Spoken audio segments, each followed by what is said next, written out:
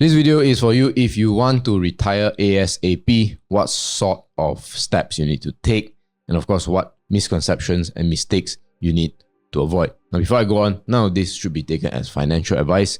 We're just a couple of guys talking on YouTube, a little bit about finance, a little bit about stock. So take what we say with a pinch of salt. So let's start off with a very simple question, right? How much do you actually need to retire? Now, what's interesting, just very recently, HSBC asked a bunch of Malaysians between age 25 to 39, what is the right amount that they need to have in order to retire? And that amount is actually around 3.9 million. I believe they did something similar for Singapore. So that was, I think, around 4.2, 4.3 million. And then there's another country above Singapore, I can't remember, that was a little bit higher. Malaysia was number 3 in terms of, in ringgit terms, of how much they need to retire. So that's a pretty high bar for a lot of people. Correct. Including people in, you would imagine, the finance industry or in the business industry, where you would imagine they can make the most amount of money compared to other people, right? However, what is equally or even more interesting is that this is nearly 20 times more than what Bank Negara is suggesting a good retirement rate, good retirement, pot of gold is. Bank Negara believes that, between age 55 to 75, you need 240,000 ringgit. So of course, the first thing that caught my eye is 75. We will live beyond that. Now, yes, the life expectancy is maybe close to 75, 77. But you imagine, those born in the 80s, 90s, the 2000s would be living longer than perhaps even 80. So then you look at 240,000.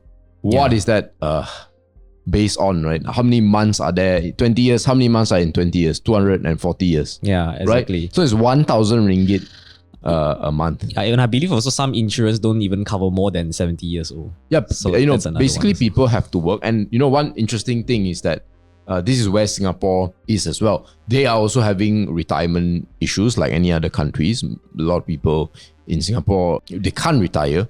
So one thing you see in Singapore that you see a bit less in Malaysia is that old people tend to work. Like, those people clearing plates and all that, 70, 80 the years waiters old, and right? correct. Yeah. And I don't know if you know this, there's a law in Singapore that says if you live within something like 5 kilometers of your parents, you get certain tax breaks and some financial incentive. And the reason they do that is so that they incentivize you to take care of your parents.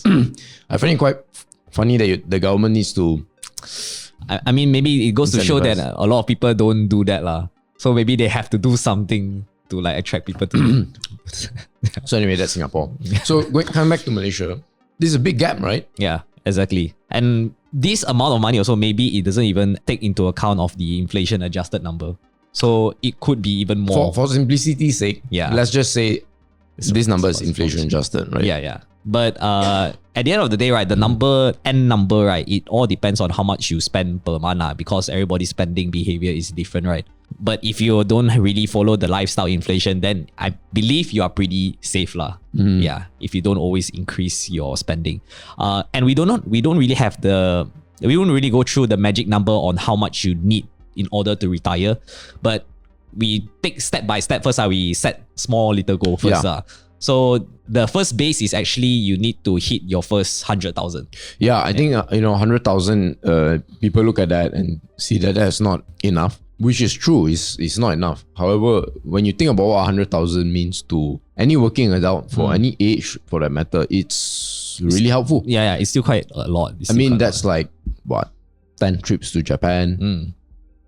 That's a down payment for a house. No, you can't do a terrace. Can you do it for a terrace house? Maybe a slightly cheaper terrace house. Definitely for a condo, studio apartment that allows you to pay. Let's say you get your car, have some sort of maintenance or some sort of repair. Change tire, whatever. Even if you bought a very expensive car like an Audi, change one tire is like 7,000-8,000 ringgit maybe, or 6. Yeah. That helps you a lot, right? And especially if you get below 30, right? I think if you are below 30 and you have 100,000, you are way ahead of your peers. Definitely, I can say, I don't know if that's the experience with your friends or people that you know that are under 30. Yeah, I mean, judging from maybe even my circle of friends, right?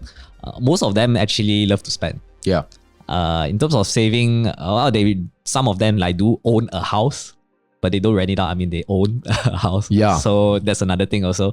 So having 100,000 in their pocket or inside their savings account, right? It's very rare lah. It's very rare. That's true. That's true. And I think you mentioned a good thing, which is that properties, I think, is the big financial black hole for a lot of people under 30. Yeah. Right? They are pressured by parents, society, peer pressure, whatever it is, to get a house before 30, you know. And then for guys, you know, you want to get a girl, you need to get a house kind of thing, right? So that makes it difficult. And I think if you don't have 100,000 by 30, and again, you know, everyone is different, so it's not right or wrong. If you know, let's say you got a lot of sick parents, if you have a sick parent, or if you have to help your siblings out, you know, things like that, then, you know, if you don't get 100,000 by 30, that's fine, right? Like, it's totally understandable. But I think if you are like some people where a bit more fortunate, you do not need to take care of your family that much, and, you know, you have housing subsidized, electricity subsidized, maybe you got a car from your dad and mom as a hand-me-down. Yeah. I think that's something you should strive for. Yeah, exactly. Right? And you have the advantage to potentially retire early than your friends if having this also. Yes. And, you know, things like to pursue your dreams, you know, like if you want to start business, that's really helpful too, definitely. Now, one thing is this, right? A lot of people, when we say 100,000, actually, a lot of people fit this criteria. Yep. Right? They have a house, they have a car, they have, you know, traditionally, if you use the definition of net worth, many people will fit this criteria. But we have something a little bit different. And what is it? We look at net worth a little bit different. Yeah, exactly. So usually how we define net worth is basically your liquid asset. Liquid asset means asset that you can convert into cash in a very fast pace. What fast pace is basically maybe even less than a week. While for property, maybe you need to take years if you are selling at a market price. If you're selling below market price, maybe you're negative. maybe you can like sell in less than 2 weeks. But basically you want it to be liquid. Why liquid? Why? It's because sometimes when there's like certain emergency that you need and you need that cash fast, right? That is where it comes into handy. So for example, if let's say you have a 500,000 property and the loan is 400, your net worth is 100,000, right? But what can you even do with that 100,000? You cannot, because it's your house, it's stuck there, like, unless you liquidate it. That's right. To get the 100,000. So yeah, that's why it's very important for you to have the liquid cash in your account. And with this 100,000, right, you also can actually do a lot of things with it. Like what you mentioned, you can go trips, start a new business, quit your job if you hate your job. And also you can use this 100,000 to actually compound faster in terms of to reach 1 million. Yeah. So why is that, right? Well, we actually had do this a little bit of a quick stats on your compound annual growth rate. If let's say your 100,000 is your starting amount and you only, let's say, contribute 500 ringgit per month into your EPF, right? In 33 years, you will actually be a millionaire. So that's a pretty good start already. Although 33 years sounds very long, but that's because you're putting 500 ringgit per month. If you increase that amount to like, let's say 1K, 2K, 3K, 5K, the number of years will definitely be reduced quite drastically. Yes, I mean, yes, $1 million in 33 million ringgit in 33 years will not be as valuable for sure, but it's better than zero. Yeah, which is what a lot of people will have. Exactly, and it actually gets better if let's say you put in that money instead of EPF, because EPF return is about 5 to 6%, right? But let's say if you put in S&P 500 and let's say it performs well, like 10% annually, 8 to 10%, and you contribute similar amount of money, which is 500, you actually the number drops to 15 years, right? Yeah. So now from 33 years in EPF, and then now you put in S&P 500, now it becomes 15 years, you can reach your 1 million mark. So that's actually a very huge gap in terms of like the investment return. Which means also you need to be wise in terms of investment and also you need to be quite disciplined and consistent in terms of putting in money into that pool of gold. That's very true. Yeah. Now, the interesting thing that I speak to a lot of people who have achieved 100K or in their whole wealth building journey. Many of them say 0 to 100K is actually harder than, let's say, 100 to 500 or 100 to 1 million. Yeah, Charlie Munger also say that, right? Yeah. Getting your first 100K because it's not so much the number that you get. It's the skills, habits, knowledge that you need to develop to reach the 100K that is the biggest. Correct. You know, it's a bit like the human body. You know, if you live 80 years on this planet, most of your growth comes in the first 20 years. Yep. Right? In terms of height, stature, and things like that, right? So I think it's something similar. 0 to 100, yes, in quantum wise, is smaller than 100 to a million. But do not underestimate the kind of abilities that you will develop from 0 to 100, because what you get from 0 to 100 gets carried over into from 100 to a million. And quite frankly, it doesn't really change. Yeah. It's like more of the same. It's just that now, you know, last time when you had 1,000, you make a 20% return, you get 200 ringgit. Yeah. Now at 100, you put in, 20% is 20K. Yeah, 20K, right? Yeah, correct. So I think the person best qualified to answer this question of 100K really is the late Charlie Munger, rest in peace. And he has essentially 5 steps that you need to take, which obviously we agree with, if you want to achieve 100,000. And what are they? Yeah, so the first one is very simple actually. You just spend less than what you earn. I mean, a lot of people actually, when they get the money they earn, right, the first thing they do is straight away to spend. Yeah. Never think about savings. So make sure you save first before you actually allocate money to spend your stuff. It's very simple, but I get the psychology, right? Because you work hard and you get that money.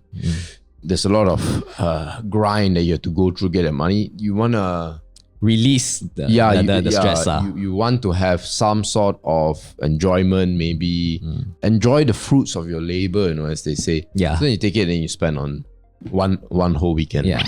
I mean, I think I have like some friends who works in accounts, right? The money they get, right? They use their money to go to trips or even like somewhere because the job is so stressed, right? That they need some time off. Yeah, which is why a lot of high earners are not necessarily high net worth people. Because, of course, being a high earner is good, but there are certain psychological drawbacks. But anyway, number 2. Yeah. So number 2 is you just need to invest shrewdly. I mean, whatever stuff that you're investing, make sure you actually double your work. You do research. Don't just invest blindly. And if you do the thing properly, I believe it's hard for you to make mistakes. And that's what we do for our programs. That's what we do for our videos.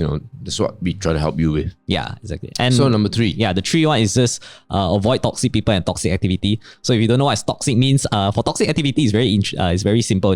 Don't smoke, don't drink. I think that's about it. Don't do drugs. Yeah, that's about it. Well, I will extend that. So that's more on activities. Yeah. But I think the people one is a bit bigger. Yeah. I think the first one is you want to avoid people who are not there to celebrate your success, People who are envious of your success or your attempt to be successful, That's one type of people to avoid. The second type of people to avoid are people who don't really have objectives in life. Now, I want to be very careful with what I say here because obviously when people do not have objectives on their lives or they are a bit aimless, as a friend, you should try and be there and guide him. Yeah. But you cannot surround yourself with this sort of people almost all the time. Yeah. It should be a minority of the time. You should help these people who are going through maybe a difficult time.